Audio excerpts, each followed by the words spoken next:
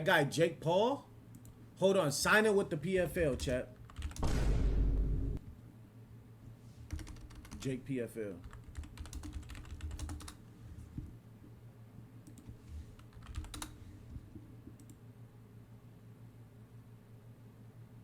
So yeah. So for those of you that don't know, Jake signing just signed with the PFL, which is basically the underdog right to the UFC. You get what I'm saying? The Professional Fighters League. You feel what I'm saying? And for your let's just read it here. Jake Paul signs with PFL. Jake Paul has signed with the Professional Fighters League to compete in MMA. Paul, who now owns an equity share of the promotion, is expected to compete in the super fight division, which will air 2 cards on pay-per-view in 2023. So Jake Paul mergers with the PFL. So if y'all just seen 2023 to here. So this shit got so many layers to it, chat. And this is why I'm going to say this. For those of you that don't know, Jake Paul just had an interview on The Pivot basically after the signing with the Professional Fighters League. This has a lot of realms to it because Jake Paul has always gone at Dana White, who is the owner of the mixed martial arts MMA, basically the UFC. He's the owner of the UFC. They've always had like this ongoing beef damn near like controversy with each other. And this shit started in 2021, right? Because Jake Paul talking about he wants to fight Ben Askren. Everybody remember Ben Askren, Jake Paul. And y'all know Ben Askren is a wrestler. So it's actually a very good pick for Jake Paul. For those of you that don't know, Ben Askren came in. He's the guy that got knocked out by Jorge Masvidal by the knee and went immediately to sleep. And a lot of people were scared because how long he would sleep. And then he's also the guy that got super sick. Like, Ben Askren didn't been through it, bro. But let's talk about the man. He's a gold medalist in wrestling, right? And when he went to the UFC, no one could touch him because he was wrestling just whooping ass. You know what I'm saying? But the thing is, he was a very controversial guy. Like, I wouldn't say he was Sean Strickland with the verbiage, but he was Sean Strickland when it comes to pissing people off. Like, he was one of those great guys to piss people off.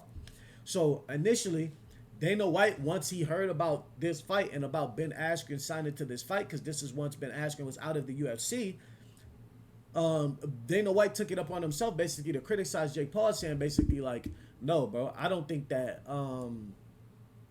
that Jake Paul's going to stand a chance against him. You know what I'm saying? Like, and after that, in April, Jake Paul actually comes out with the win with the knockout. He knocks Ben Askren out. Like, this isn't a joke. He knocks him out. Now, a lot of people thought it was fixed. A lot of people do still think a lot of Jake Paul's fights are fixed. So we're going to be honest there. However, let's continue on. After this, Paul began to damn near taunt Dana White. Like, I'm talking about, y'all know Jake Paul is a grade A troll. And if we had to grade him in trolling, bro's S tier. You know what I'm saying? S tier troll, Jake Paul. So basically, Jake Paul damn near was like, okay, fuck Dana White. Like, I'm about to start making more fights. Like, I got a big he bought a lot of it. Like, Jake Paul, that fight sold a lot of views, and it was crazy because one thing you hear a lot about boxing and about fights that people know are going to be somewhat like bad or slow, people swear that they will not watch the fight, but somehow people will forever find a way to where they watch that fight and then be pissed at themselves that they watched it. But it don't matter for the people competing in the fight because they don't give a damn if you watched it for 10 minutes, if you watched it for 8 minutes. Like, you tuned in, you bought the fight. You get what I'm saying? However, so later on down the line, from I want to say in December of the same year, Jake Paul fought again. So he fought in April and then he fought in December. So think about how fast Jake Paul is actually fighting. And like I said, Jake Paul is an asshole. He's a grade A troll. But when it comes to bro, it's like he's like the president of finessing trolling into something bigger. You gotta and I'm not the biggest fan of Jake Paul, but when it comes to the way that this motherfucker finesse and bring business out of his finesse and his trolling, you can't do nothing but respect that. I don't care who you are. Like, I don't give a damn who you are. You can't do nothing but respect it. So basically, he signed another fight against Tyron Woodley. And for those of you that don't know Tyron Woodley, bro is a beast in the welterweight. Before Kamaru Usman came in and took the belt from Tyron Woodley was that guy to beat. I'm telling y'all, no joke. Like, he's knocking people out cold wrestling people, bodying people, and I'm telling y'all, he's making it look easy. Let me see. This is actually him and Jake Paul in the ring. Boom, boom. This is when he actually gets knocked out by Jake Paul. And now a lot of people say that that's fixed, right? But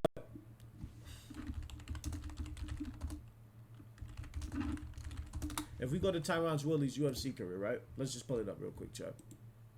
Let's pull up his MMA profile. He won 19-7-1. Those 4 losses came right once he couldn't shake back. Basically, it was somebody that couldn't shake back. But if y'all look at this, bro held the belt, beating huge people. Let's talk about it, bro. Let's talk about it. Because he's a great fighter. Kevin Gastelum beat him. Robbie Lawler beat him. And this for my UFC fighters. This for all my UFC fighters. If y'all know something about that UFC.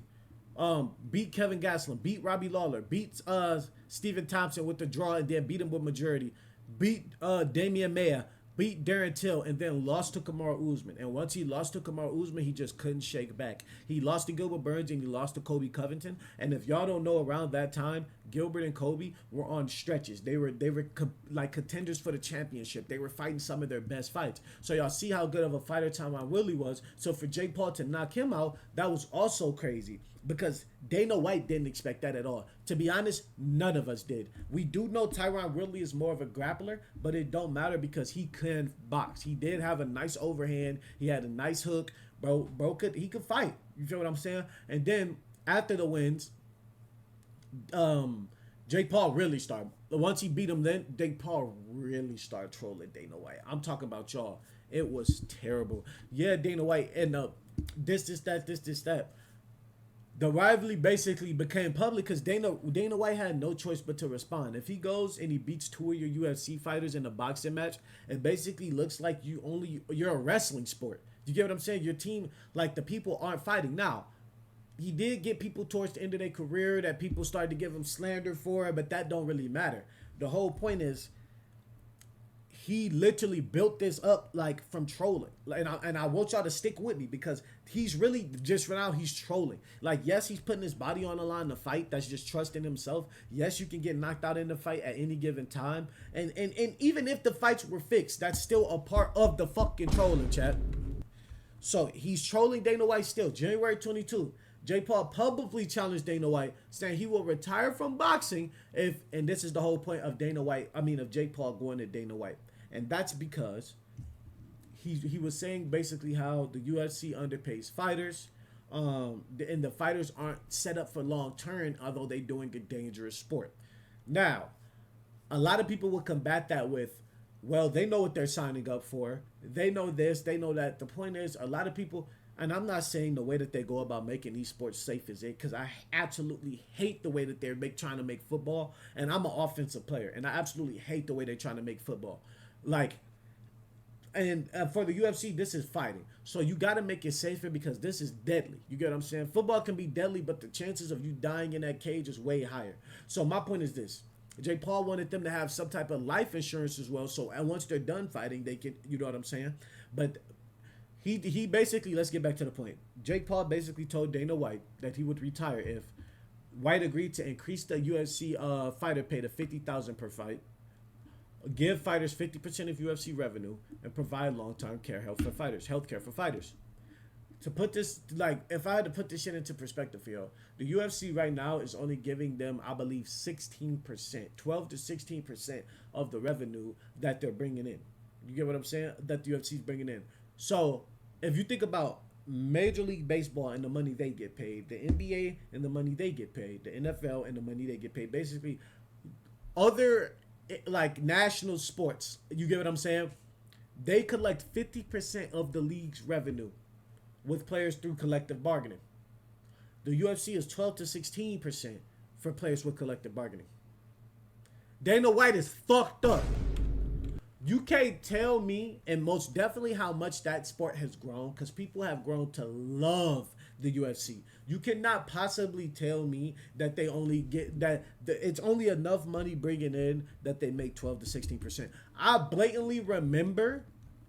Let's get back to Jake Paul.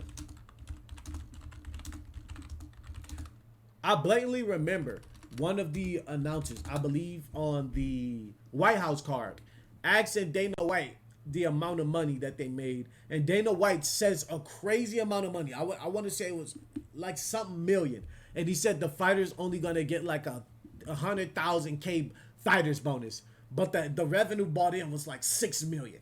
It was fucking bananas, and you know he wasn't doing that. He wasn't doing that to fucking, and he didn't have to spend that much money because Donald Trump, the president, is a damn fighting fan. He loves the UFC. Like, you don't hear him talk shit about the UFC half as much as you hear him talk shit about basketball, football, anything. Anything he know about that's not the UFC, he damn near talking shit about other than boxing. However, what makes this kind of crazy is Dana White's not backing down from Paul. Like, Paul basically is just trying to even the goal within combat sports. Not even combat sports, because mixed martial arts is what I should say. The UFC, due to the fact that boxers get paid crazy money off top. The UFC is a more dangerous job, and they're not getting paid like that. And the thing is, Dana White tried to fire back at him with the shots saying fighters being paid based on the value that they bring. Big star, and basically that makes sense. And if you think about it as a boss, that do make sense if they're bringing in revenue, but they have the revenue that basically the collective bargaining revenue should be fair.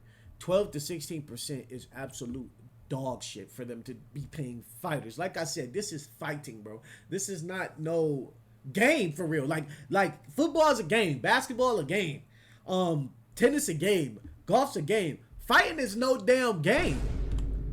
We can make it seem however we want to, but fighting is no game, bro. So I don't know, bro. And then he's basically saying like the big stars can earn millions off purses. We all know that Conor McGregor damn near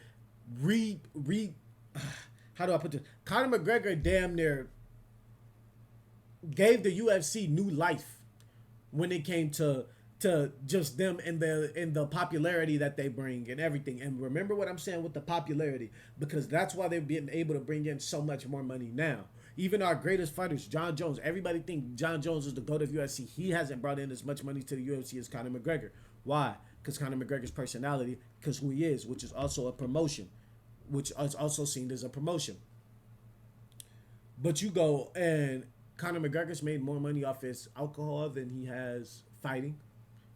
And now that does make a little bit of sense, but not Conor McGregor, not with what he's bought in. He should be getting paid way more than that. Like if they been paid off the revenue. So like that doesn't even make sense, right? And he says performance bonus are discretionary bonuses and can substantially increase a fighter's earning. Yes, it can. But the issue is fighters only be averaging 12,000 for the win. They fighting 12,000 on average. Average fighters fighting 12,000 to fight, and they basically getting a win for 12,000. So think about that. They ain't getting paid shit to go get their face beat off, right? But what we all know that Dana White, if we go talk about him, he's always had a love for boxing. If y'all watched any interviews on Dana White, he's always talked about how he had a love for boxing. It's a great interview with him that it's on YouTube.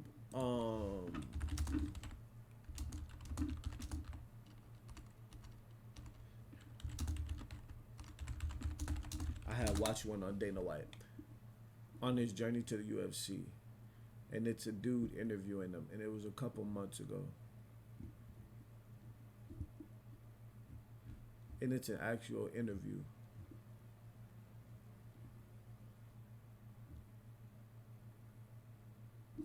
No, it's on the pivot. Shout out Dana White on the pivot, but I don't think it was it. No, it was this one. Y'all even see I got it watched a little bit. It's this dude, Ultimate Human, podcast on Gary Brecka. Gary Brecka, if y'all go to the field interview on that, Dana White breaks that down on how he became a UFC owner, how he built the brand up. He breaks that down so well. Y'all should go tune into that because he does give away a lot on how basically he always loved boxing. Well, really fighting, but boxing, he wanted to do something other than that, so he became mixed martial arts. But he's always wanted to promote the mixed martial arts like boxing. So this is why it's a little bit weird, because Dana White won't pay his fighters, but he signed to a promotional boxing team that he started with Turkey Al-Sheikh, who is the dude who's been getting all these. If you don't know who Turkey Al-Sheikh is, he's like a prince in Saudi Arabia off of oil. You get what I'm saying? A prince in Saudi Arabia off of oil. So he pays these boxers crazy bags to fight people to where they can't say no. So even if they want to fight they don't want to fight somebody and they're ducking, Turkey Al-Sheikh giving them a bag so big that they can't duck. Only place they gonna be ducking is in the ring. So, what did Dana White do? He got his own promotional boxing team named Zuffy, and he signs with Zuffy, and he's in or Zuffa. What the fuck is it called? Zuffy or Zuffa? Let me look. Hold on, chat. I think it's called Zuffa. Yeah, Zuffa. He signs with Zuffa, and he signs huge fucking boxers. He signs Shakur Stevenson. Hold on, my bad. He signed Shakur Stevenson, Conor Benn, and some lightweight champion. I don't know. Oh, Edgar Berlanga. What? You signing all them off that company, but you ain't paying your fighters jack shit? Not even the good ones. So this is what I mean by Jake Paul's trolling going to something else. Because if you think about it, Jake Paul trolled those MMA fighters not in the MMA cage, but he trolled them in the boxing ring. So he's still kind of trolling Dana White. And also, for the PFL owners, which is John Martin, he's the CEO, and he's the CEO now of the partnership. But the Nakisa Badurian, or however you say his name, that dude, and let me pull him up.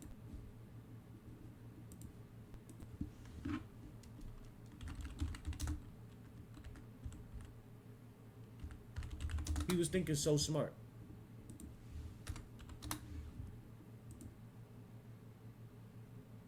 Hold on. This dude right here is low-key smart as hell. This dude right here. Bro, if y'all watch the Pivot interview, bro literally says, Jake Paul is someone who can bring viewers that even if viewers don't want to watch him. The PFL is basically the little brother to the UFC. So in the way that he put this in the interview, and I quote, he says, if the UFC is Coke, I'm okay with being Pepsi. Bars. Fucking bars. And in a business standpoint, it's so smart because we understand Jake Paul's going to turn a lot of people away. That's fine. But the way that Jake Paul can make people want to invest into certain businesses is crazy as fuck. It's like, bro, I don't know, dog. Like that level of trolling with no matter if you fuck with him or not. Like I said, I'm not the biggest fan of Jake Paul, but that level of trolling plus that level of IQ is kind of crazy when you think about it. And then the level of trolling obviously is bringing him opportunities because the little brother of the UFC, which is really the PFL, went to him because they know he can promote the fighters. And then on Jake Paul's resume, which he says as well, he got Amber Serrano out there. Shorty, I never knew about Amber Serrano before she came to the UFC. I don't know if y'all did, but to be a 7-time champion is crazy. And then she beat Nunes. So it's like, damn. What? Was it Nunes she beat? I think Amanda Serrano did beat Nunes. And then she comes and beat Amanda Nunes. Was it Amanda Nunes or was it? No, it wasn't her that beat. Yes, it was.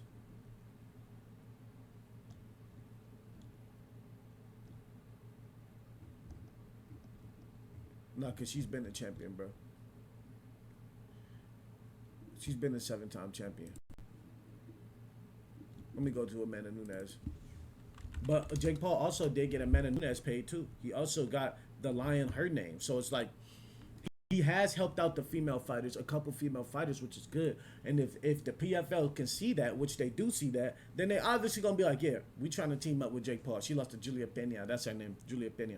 But yeah, if they obviously see that and that's what they were saying, they're obviously gonna team up with him. And that's what I mean by Jake Paul damn near running the UFC damn near down to the ground. And the crazy part about it is, if you think about the PFL, which I didn't know, a lot of the UFC fighters train with those guys and know those guys. They're just not signed because Dana White's not signing them. So the case is, the PFL, if they're able to give these guys this light and they're paying them better, let's go to the PFL breakdown. PFL payment compared to UFC.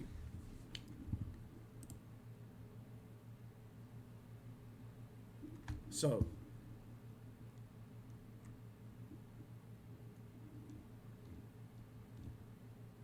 this is not really a good breakdown.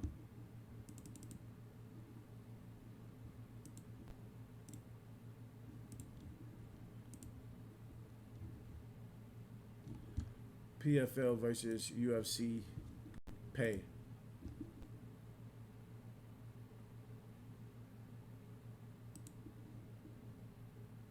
So basically, for the stars, that what it's basically saying here, chat, is for the stars in the PFL that actually get like the top tier to low tier pay for the PFL is tremendously better than the UFC. For winning in the tournament for the PFL, you can win $1 million. For winning in the UFC, it's $100,000. For the average to mid tier to low pay for the PFL, fighters are 6 figures to 50,000. Compared to the UFC, that's 10,000 to 12,000. That's what I'm saying, y'all. The UFC don't pay them shit. Like, and if y'all can't see that shit, y'all better read that shit. Cause $1 million for the prize, and here it go right here. 50,000 to 100. That's the UFC's bonus money to Justin Gaethje, nigga, who puts on a fucking show every time and gets beat the fuck up. And that's what I'm saying. Like, Jake Paul is single-handedly taking over the UFC while trolling Dana White. Trolling Dana White and the way that Dana White was acting helped Jake Paul reach to becoming a side partner with the PFL. And that shit to me is just so low-key interesting. It's low-key interesting because I'm like, no matter how bad I don't want to like him, like, it's even hard for me to watch the interview, but bro is smart. And if you can't see that bro smart, you a dummy. You get what I'm saying? And I think Dana White, low-key, I'm not going to say he lost because he went to boxing, and ultimately boxing has the money. But the point is, bro, you kind of just gave away your whole business, your whole beginning, which people do all the time. But you kind of gave away your whole you to go to somebody else's fucking you, in a way. So that's weird to me. But like I said, when we go to the owners of who Jake Paul got, and he says in the interview as well, he says he wanted John Martin to basically be the CEO because John Martin knows how to turn shit around. John, if y'all don't know who John Martin is, he ran what is it? He ran Turner Sports on the media side of operations. So obviously he gonna know how it goes. Obviously. You know what I'm saying? So I think Jake Paul, bro, he kind of won this fight, this whole little interaction with Dana White. I don't really think there's too much shaking back that Dana White can do because he don't want to pay the people. So shit, it's gonna get to a point once UFC fighters see that Dana White's not paying them and Jake Paul will, they for sure go start moving over to the PFL. And once they start moving over to the PFL, what does that bring? More notoriety, and also brings more pay because there's gonna be more eyes on it. So more people gonna tune in and they're gonna be able to make pay-per-view events. And then what is that gonna lead to? The UFC now becoming the little brother and now going down lower to where it's gonna be another second competitor that can for sure pay fighters more than $12,000 a fight if they're gonna be, you know what I'm saying, basically putting their bodies to hell before they fight. And that's what I'm saying. But yeah, chat, y'all see me cooking up, man. But I ain't really had too much for y'all today, man. I had a little hour for y'all. But what I was saying was, in reality, y'all should really look into that, bro, because bro is about to make a bag off of trolling while helping people. And I'm saying y'all should see how much he has helped Amanda Serrano and how much he's helped Amanda Nunes on who they've become. And now they're collecting bags. And they could have probably collected even bigger bags if they were in the PFL. So think about that. But I'm going to go ahead and get up out of here, chat. Y'all know what it is, man. I didn't even give y'all an hour. I gave y'all a solid 52, which I apologize about, man. The sports world ain't been shaking up too much, but y'all do know football season is about to come back. Football season about to come back. Hey. But No, man, I appreciate y'all. But hey, like I said, man, if y'all watch the live, if y'all rock with me, man, go ahead and hit to the bottom of the page and hit that subscribe button. It'll really help the page out. I appreciate everybody. And right now, we just running up the subscribes. If you like it, that's love. But I would much rather have y'all subscribe. You dig what I'm saying? But Lil Joey out here, man. Peace and much.